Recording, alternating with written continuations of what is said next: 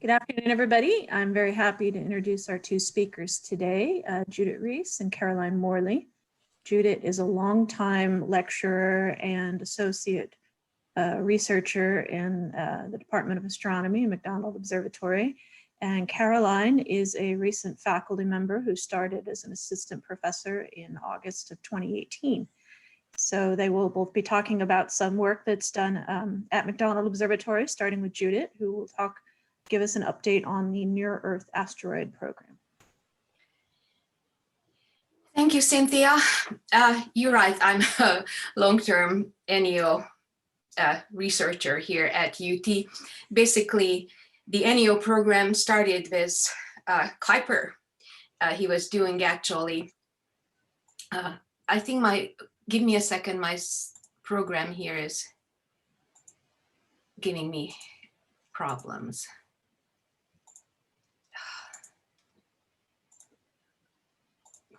Somehow my PowerPoint turned into a memory hog, so.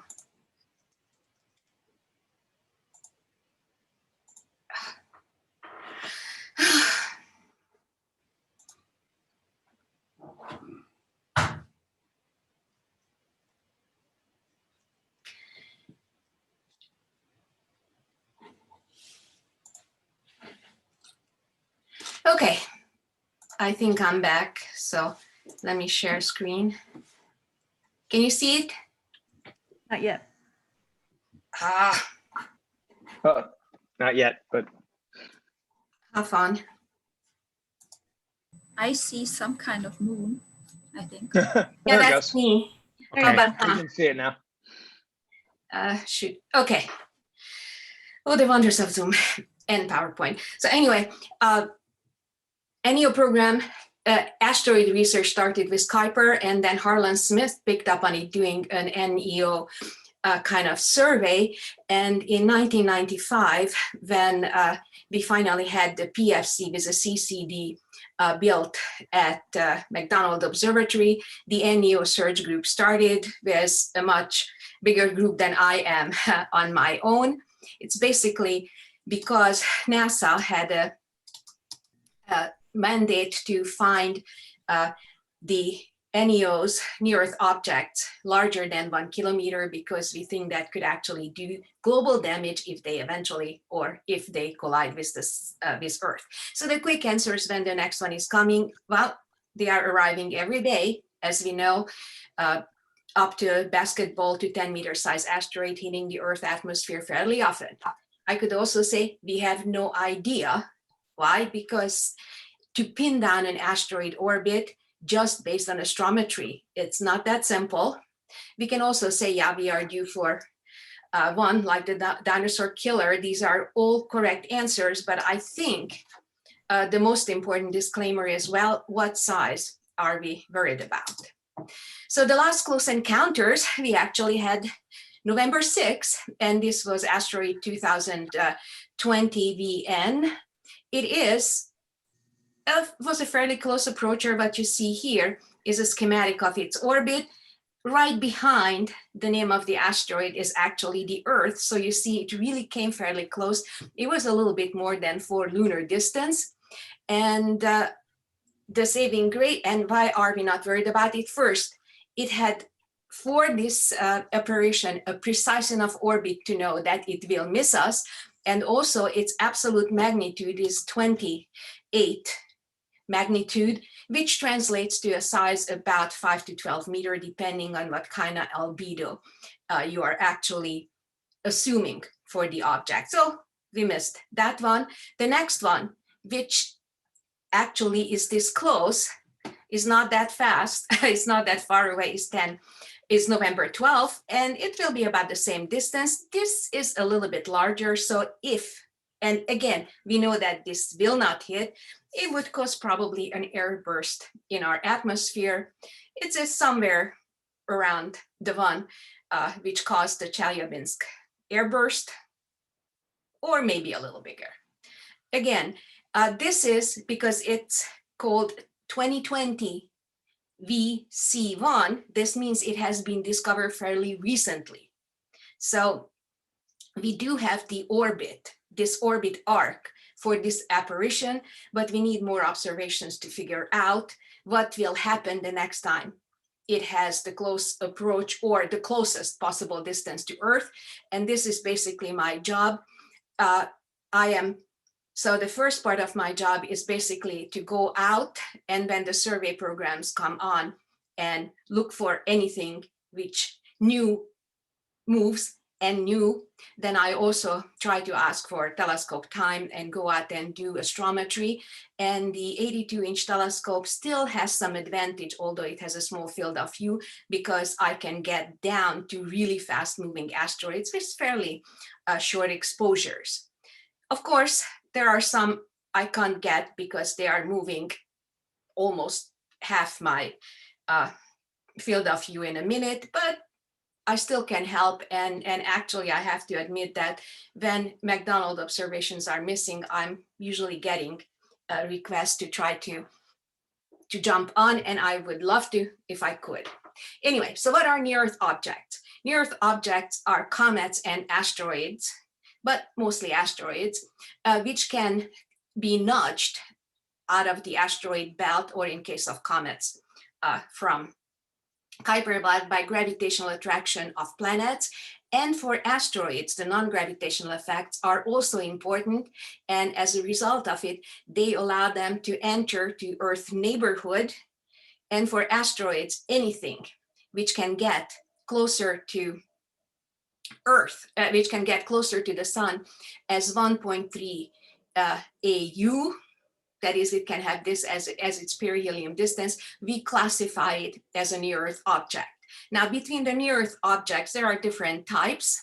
Apollos are the one which does not cross Earth orbit. However, Amor and Aten can cross it either from inside the Earth orbit, so its semi-major axis is less than 1 AU, or outside from the Earth orbit with a larger semi-major axis, but large enough eccentricity that if you just look at the 2D picture, actually a 3D image of the orbits, there is a chance for a possible collision because the orbits actually do cross. Now, these are just kind of a big total. The interesting things for us are the ones which are so-called potentially hazardous asteroids. Potentially hazardous asteroid is something which actually does have an orbit which is closer. So in 3D space, the distance between the two orbits is less than 0.05 AU, which is, I think, like what, 220 lunar distance. Why do we keep it? You know, it seems like it's pretty darn far. However, as I said, because we have limited arc for the asteroid, and we do not know all the possible perturbations by other more massive asteroids or the non-gravitational forces, that introduces enough uncertainty that we need to worry about.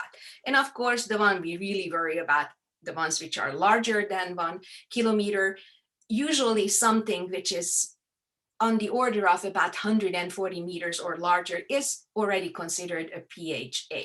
Now, why do I say these 1 kilometer and is this number here? Because that very first program on which the McDonald NEO program started up was on the NASA mandate that we have to find 90% of NEAs larger than 1 kilometer.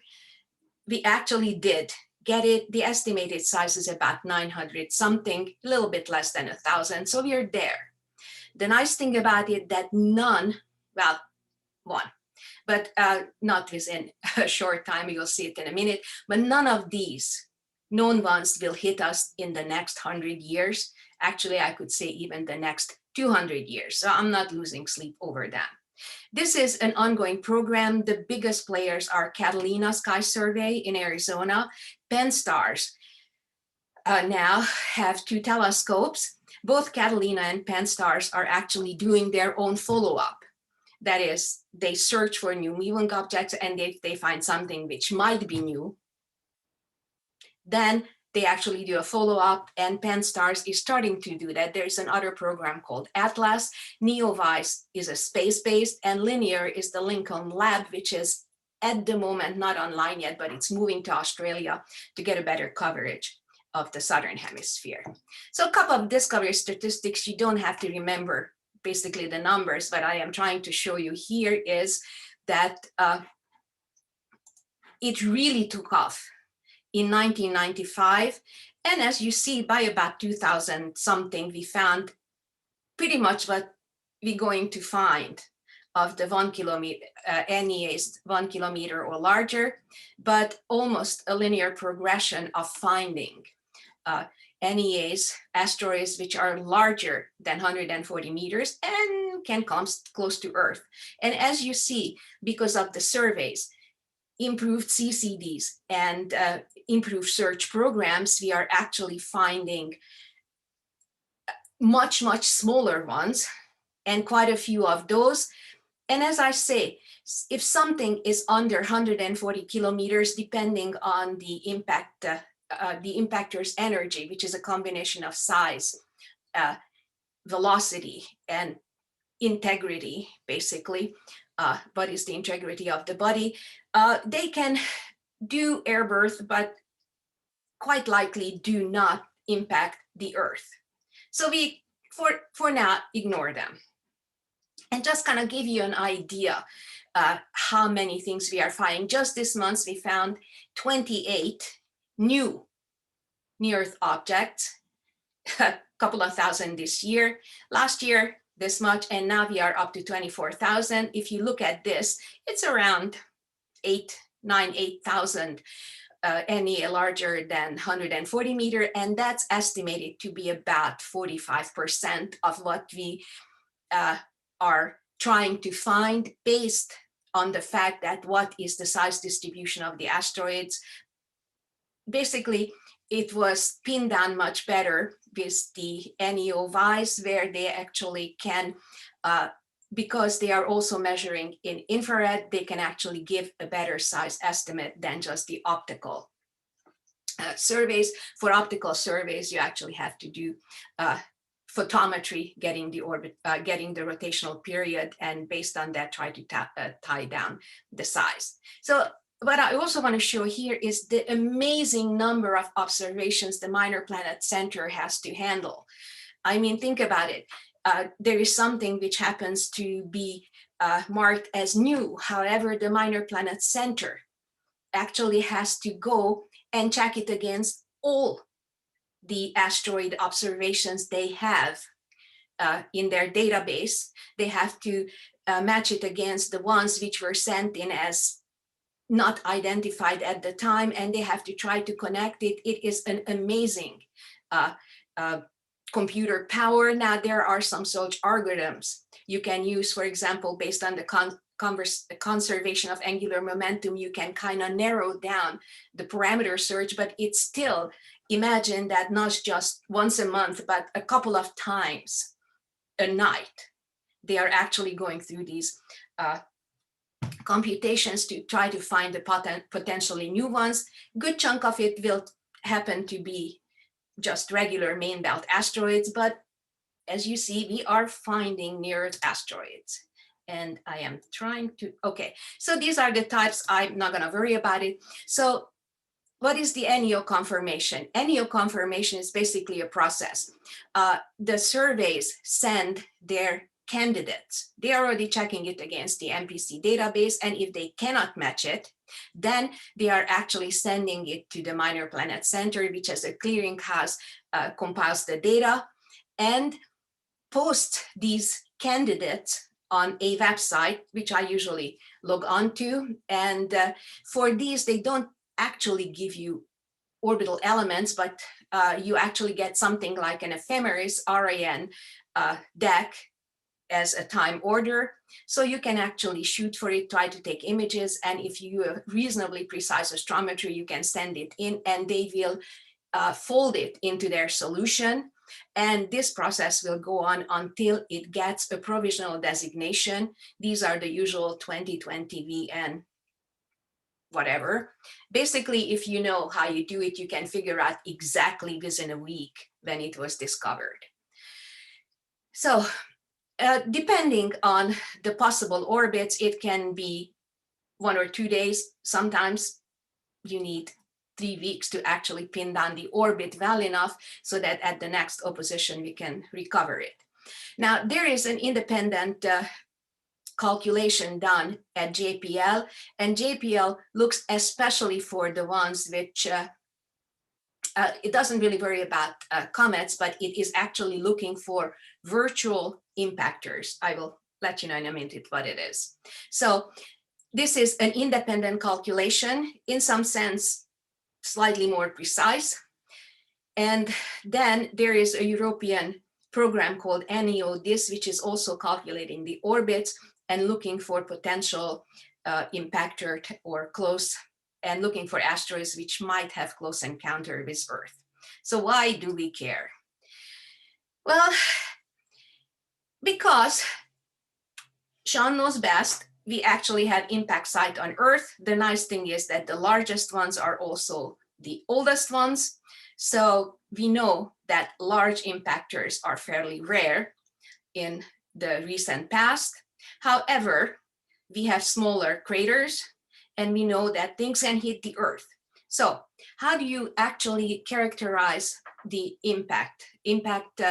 How dangerous is something? And that's why we have the Torino scale, which is a really kind of rough idea trying to combine the impact energy with the probability of impact to determine whether you want to worry about an object or not. As you see, if something has a low impact probability, it can go up to 5 kilometers and it gets a 0. However, you can have something which is down to about 20 meters, but it has a large impact probability. So you do want to worry about it. You do want to know when it hits. You're not gonna evacuate cities. You're not gonna have huge continent-wide damages, but you might be able to tell people, don't go to the window when you see that flash, because there comes the shock wave. So basically, this is something giving you a quick idea how you have to worry about, how much you have to worry about an object, knowing its kinetic energy or its impact probability. I have to say that the largest ever recorded was Apophis in 2004 when it was discovered. It was ranked 4. Now, since then, it's way down. And usually that's the case when you find something which has a possible impact or more in the future. The more you observe, the lower the probability gets, because we have a more and more precise orbit, so you are excluding a lot. So that's where not just the confirmation, but the follow-up observations are important, because it will help you to refine the orbit and you can happily exclude potential impacts in the future.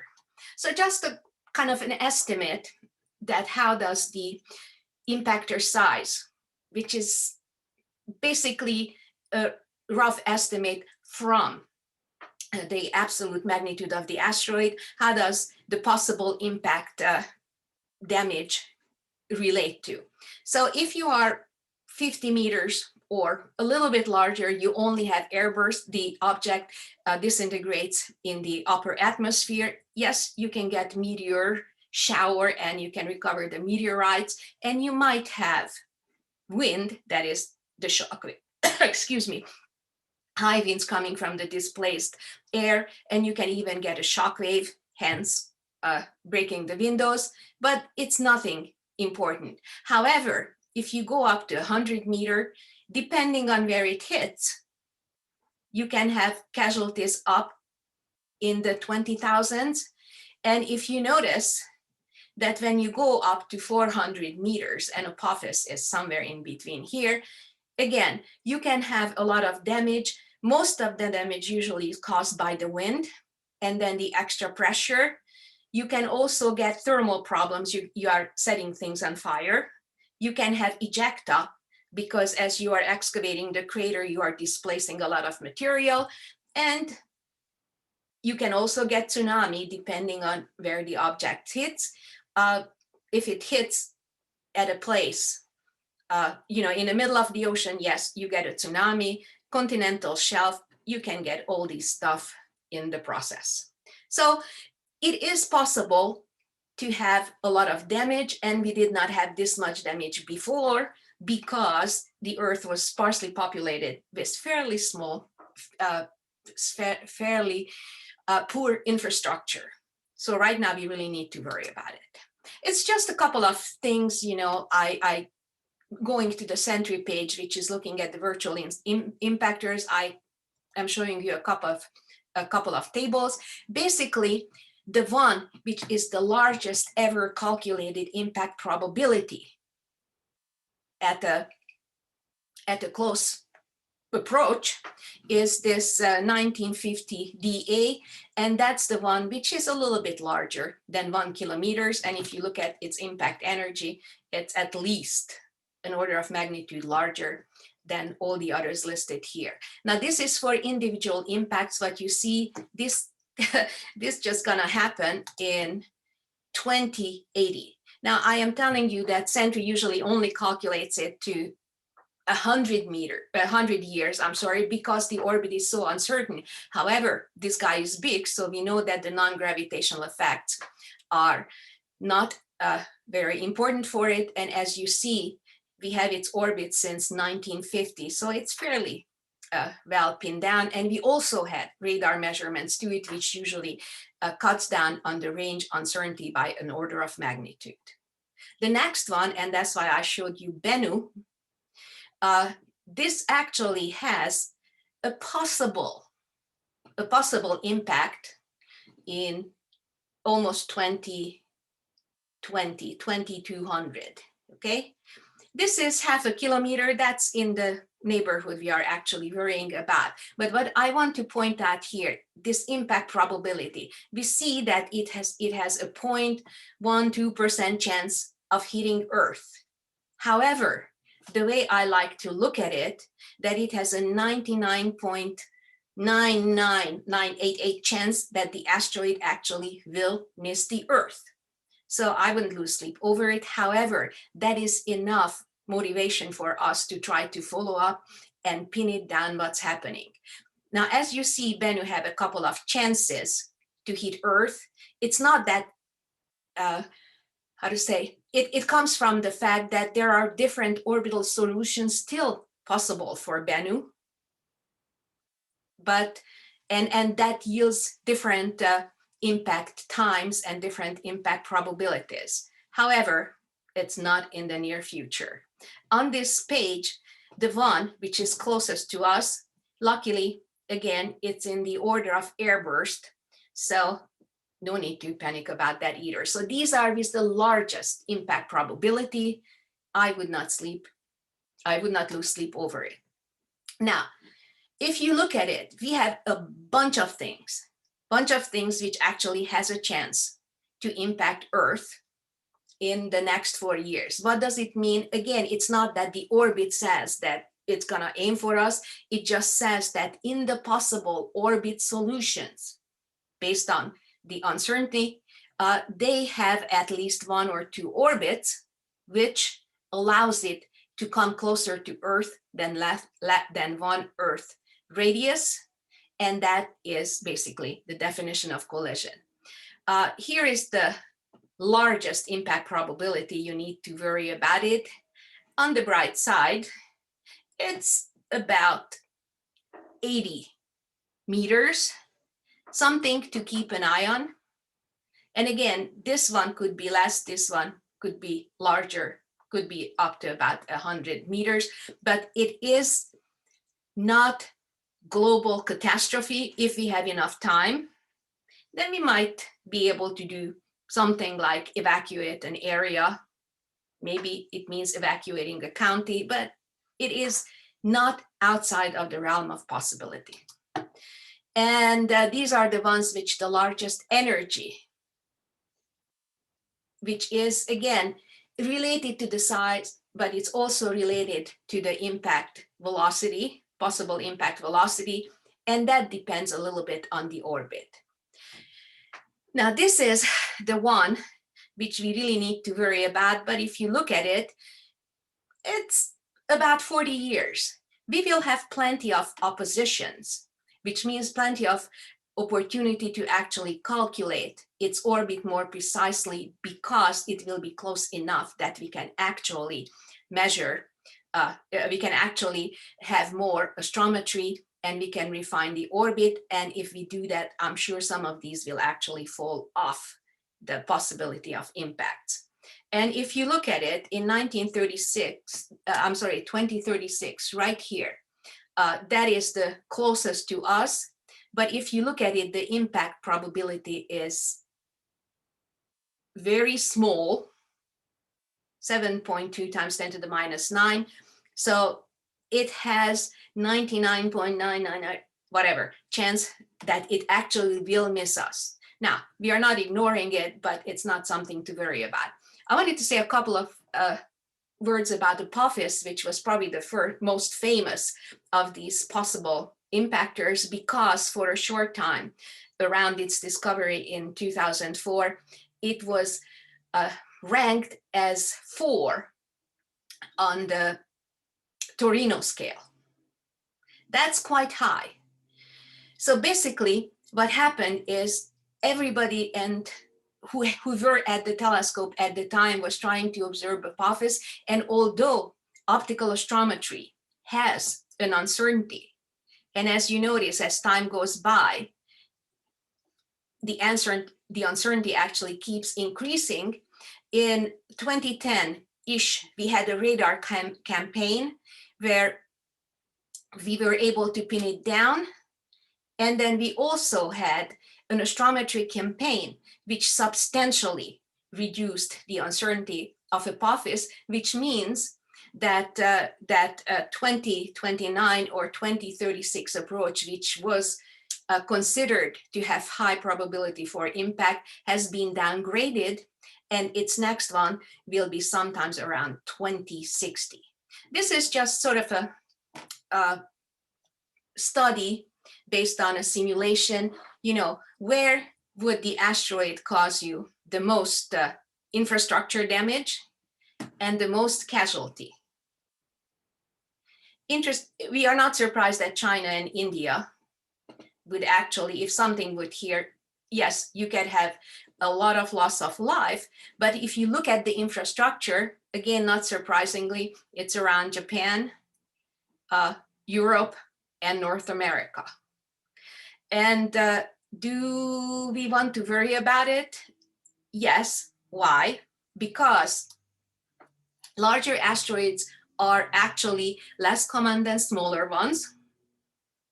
They are not so easy to perturb. However, the ones we found, about 8,000 of, in the size range of 100 to 300 meters, are survivable by mankind. And if we have enough time, we actually have deflection methods. I do have a slide about it if you're interested, but basically the idea that if an asteroid is in this size range and we have enough time, which I'm talking about maybe a couple of years, then we actually have a chance to nudge the asteroid a little bit one way or another, and that will change the orbit enough that it will not hit on the next closest encounter. Am I saying that the US alone has this? No, but if you followed some of the news a couple of years ago, there is actually a UN committee which is supposed to deal with these possible encounters and when the chance is actually real. And what is the real? That the Minor Planet Center, JPL, and NEODIS, and Space Watch all confirms that yes, there is a substantial impact possibility. Then they're gonna have a coordinated effort to pin down the astrometry and figure out what can we do about mitigation of a possible impact. So it's not exactly, okay, so it's not exactly a glamorous work. However, I find it kind of nice when there is an object which people has an idea more or less where they are, and then I am there and I can find it and I can report it. And as a result, this will get a provisional designation. And if it has a provisional designation, then we actually have a good chance to follow it, refine the orbit, and know whether it comes or not. And as I am trying to say, it is most likely that it will not, but there are so many of them that eventually something will come. So this is what I have prepared. If you have any questions, I'll be happy to take them. If you're interested how I find an asteroid, I have a slide for that too. So go ahead, feel free to ask me questions. Thank you, Judith. We're sort of at the half an hour point, so maybe one short question if somebody has one. First hand I see is Anita. Okay, so November 3rd, I think it was, there was supposed to be one coming in, hitting the Earth's atmosphere. It was only the size of a refrigerator, but it kind of got overshadowed by the fact that we had an election. Did that Yes. thing hit? You know, I didn't even look that up, but I could find it. I could Okay. find it. If you're interested, I'll check it and let you know. Sure, I'd love to know whether it actually hit. Okay. Okay, Rob, do you have a short one? Yeah, it's really short. If a 100-meter asteroid is going to hit the Earth, I'd like to get out of the way. How much time are we going to get given current technology? The ones which we know, we do actually have enough time because Sentry and Spacewatch is actually doing risk analysis. You know, they are evaluating the orbits, and if they find an orbit which actually does indicate impact, then it is out there, and it's out there for people to try to have more information. And in that orbit, there is actually a date where it might hit. So now asteroids, these asteroids have periods of anywhere between a little bit less than a year to out to 3 or 4 years. Now, of course, it doesn't mean that you have an encounter at every 3 or 4 years. It could go out to 8, 10 because of the orbits are elliptical. So you actually do have time, but time is not enough because the Earth is rotating. How to say? Knowing the date down to the day is not enough. You actually need to know it down to the minute, what area to evacuate. And yes, you can evacuate, but we do need more observation. So I'm not sure I think it explains that yes, we have enough time, but it doesn't mean that we don't need more observations to refine where exactly it will be on Earth. Now, there were actually some predicted collisions for small ones, like a Volkswagen bug, or what was the other one recently.